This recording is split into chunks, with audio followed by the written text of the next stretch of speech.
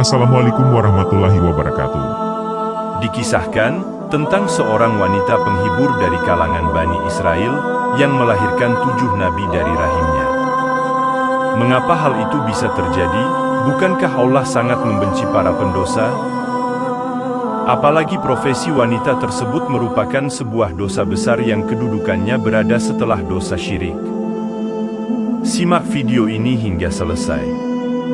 Namun sebelumnya, bagi sahabat sekalian untuk menekan tombol subscribe sebagai bentuk dukungannya kepada channel ini, dan yang sudah, kami ucapkan terima kasih, semoga Allah Subhanahu wa Ta'ala membalasnya dengan kebaikan.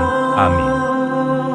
Dalam kisah tersebut diceritakan oleh Ibnu Qudamah, seorang imam ahli fikih dan zuhud, dalam kitab At-Tawabin dan turut dinukil Ibnu Watiniyah dalam buku Nisaul Aulia, kisah wanita-wanita kekasih Allah.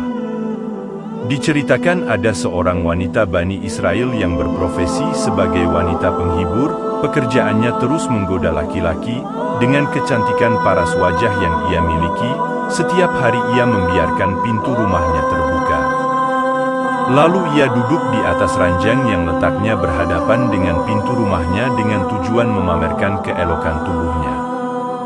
Setiap pria yang lewat di depan rumahnya pasti tergoda akan kecantikannya. Ia lantas membuka kesempatan kepada siapa saja yang ingin bersenang-senang bersamanya dengan membayar 100 dinar. Tidak sedikit dari pria hidung belang yang telah menikmati tubuhnya. Suatu hari, di mana ada seorang pemuda ahli ibadah yang melintas di depan rumah wanita tersebut. Seperti pria lainnya, sang ahli ibadah juga merupakan manusia biasa yang tak luput dari rasa lapar, akhirnya tergoda begitu melihat wanita itu. Namun, ia lantas berdoa kepada Allah Subhanahu wa Ta'ala, supaya menghilangkan hawa nafsu dari dirinya. Semakin ia bendung nafsu itu, malah semakin memberontak dan tak kunjung hilang dalam benak pikiran sang ahli ibadah tersebut, hingga akhirnya dia pun tergoda untuk menuruti hawa nafsunya. Namanya juga sudah termakan rayuan iblis. Pemuda itu lalu berniat untuk mengumpulkan uang, hari-harinya dihantui oleh bayang-bayang wanita itu. Dengan hasil kerja kerasnya, akhirnya dia dapat mengumpulkan uang untuk membayar 100 dinar sebagai syarat agar bisa bersenang-senang dengan wanita itu. Tanpa pikir panjang, ia bergegas pergi ke rumah wanita itu dan menyerahkan uangnya kepada pelayan si wanita. Si wanita lantas menyiapkan waktu khusus untuk menyambut tamunya itu. Tibalah pada waktu yang telah ditentukan, pemuda ahli ibadah itu menemui si wanita. Wanita itu pun telah mempersiapkan segalanya, ia berdandan dan duduk di atas ranjang yang berlapis emas. Sesungguhnya engkau telah memikatku sehingga aku bekerja keras untuk mendapatkan 100 dinar agar bisa mendapatkanmu, kata pemuda itu. Dengan senyuman manja, wanita itu lantas memintanya untuk masuk. Dan menyelesaikan tugasnya sebagai wanita penghibur, si pemuda yang telah tergoda ini mengulurkan tangannya dan membalas jamuan si wanita itu.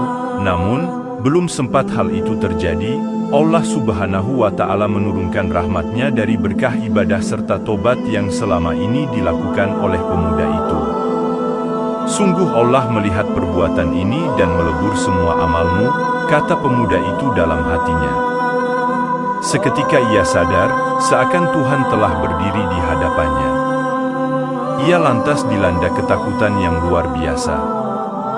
Tubuhnya gemetar dan raut wajahnya pun pucat membuat pemuda itu seakan manusia yang paling hina di dunia ini. Di dalam ketakutannya pemuda itu berkata, biarkan aku keluar dari sini dan 100 dinar ini milikmu. Melihat keadaan yang aneh yang terjadi pada pemuda itu, si wanita bertanya, apa yang terjadi denganmu? Bukankah engkau kumpulkan uang itu untuk bisa bersenang-senang denganku? Tetapi ketika sudah tercapai apa yang engkau inginkan, engkau tinggalkan begitu saja? Aku takut kepada Allah. Sungguh uang yang telah aku berikan kepadamu itu halal untukmu. Tolong izinkan aku keluar, ucap pemuda itu. Wanita itu kembali bertanya, apakah kamu tidak akan berbuat apapun kepadaku?" "Tidak," jawabnya.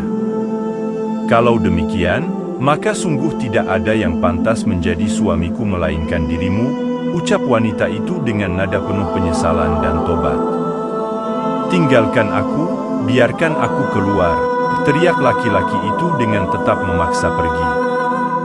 Lelaki itu mendesak agar bisa segera meninggalkan rumah si wanita itu.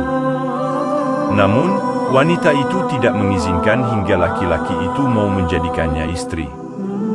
Pemuda yang masih dirundung kebingungan serta rasa penyesalan, dia pun pergi meninggalkan rumah si wanita itu. Sebelum pergi, ia sempat memberitahu nama dan rumahnya. Sejak ditinggal oleh pemuda ahli ibadah itu, wanita tersebut diselimuti rasa takut dan bersalah kepada Allah Subhanahu wa Ta'ala. Dalam hatinya ia berkata, ini adalah dosa yang pertama kali yang dilakukannya, dan ia sangat merasa takut. Sedangkan aku telah melakukan dosa ini selama 1 tahun. Tuhan yang ditaatinya adalah Tuhanku juga. Dan seharusnya rasa takutku melebihi rasa takutnya.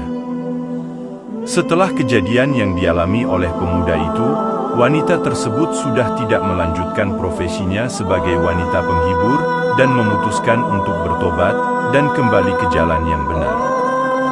Hingga pada suatu ketika ia memutuskan untuk menemui pemuda itu sesuai dengan alamat yang diberikan waktu itu, dengan penampilan yang berbeda, kini ia telah mengenakan pakaian tertutup dan memakai cadar, hingga nyaris tak ada yang mengenalinya. Setelah bertanya ke sana kemari kepada penduduk desa, ia pun menemukan alamat pemuda itu dan langsung menghampirinya. Namun, syok yang dirasakan pemuda itu masih tertanam dalam benak pikirannya begitu pemuda itu mengetahui bahwa yang datang adalah wanita yang pernah membuatnya tergoda. Ia lantas terkejut, menjerit dengan keras hingga meninggal dunia. Melihat kejadian itu, si wanita bertambah sedih. Ia pun bertanya kepada penduduk di sana, "Aku kesini hanya untuk mencarinya, dan kini ia telah meninggal. Apakah ada di antara keluarganya yang membutuhkan seorang perempuan untuk dinikahi?" "Ya, pemuda itu mempunyai saudara laki-laki yang saleh, akan tetapi ia miskin tidak memiliki harta," jawab salah seorang di antara mereka. Wanita itu berkata kalau ia tidak keberatan jika seseorang tersebut tidak memiliki harta karena ia memiliki beberapa harta yang cukup untuk keduanya. Wanita tersebut akhirnya menikah dengan laki-laki saleh itu karena kecintaannya kepada saudaranya. Atas izin Allah Subhanahu wa Ta'ala mengaruniai 7 keturunan yang dimana anaknya tersebut merupakan seorang nabi pada masa Bani Israel. Tidak disebutkan secara terperinci nama nabi anak dari pasangan tersebut. Namun, seperti yang kita ketahui sebelumnya bahwa terdapat 124.000 nabi dan diantaranya terdapat 315 rasul Allah Subhanahu wa Ta'ala. Namun di antara banyaknya nabi yang ada kita hanya diwajibkan untuk mengetahui 25 nabi.